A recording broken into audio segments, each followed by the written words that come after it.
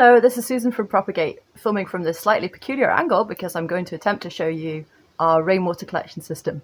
So, gutters at the top of the building collect rainwater that's fallen on the roof. It runs down one of two downpipes, one on each side of the building, so this is one of them. We have added a rainwater diverter here. So basically, chopped a section out of the pipe, put this in, and then this is attached onto a water butt. So when it does rain, that's where the rainwater off the roof will go.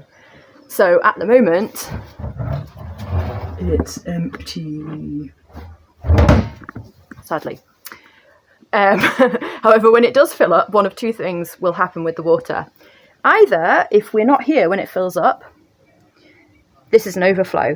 So when the water gets to this level, it will start overflowing down this pipe.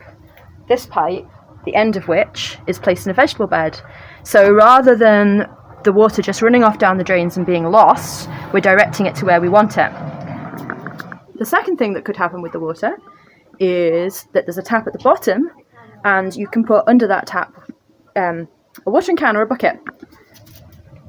And you can turn it on and off.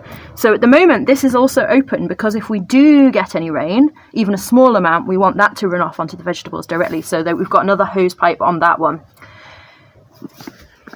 Things to remember. If you live in a rented property, ask your landlord before you start doing this. Ditto if you live in a tenement or a shared building, ask your neighbours, your tenants, your co-tenants, factors, whatever.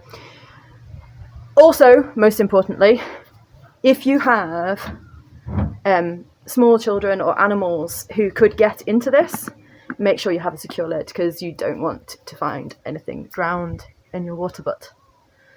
But yeah, save water. Hello again. Since making my last rain collection video, something very exciting happened. It rained all night, and that was literally the first rain we'd had in over a month. So I can now show you another thing that we do when we have a full barrel of water. So we bail it out and we collect excess water in these old school plastic bins.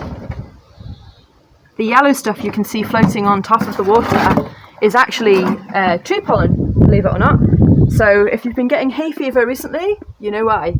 And we filled up 3. That's literally from one night's rain in the barrel. Barrel's entirely full and some had run off down the overflow. But yeah, we bailed out the entire barrel, 3 bins full.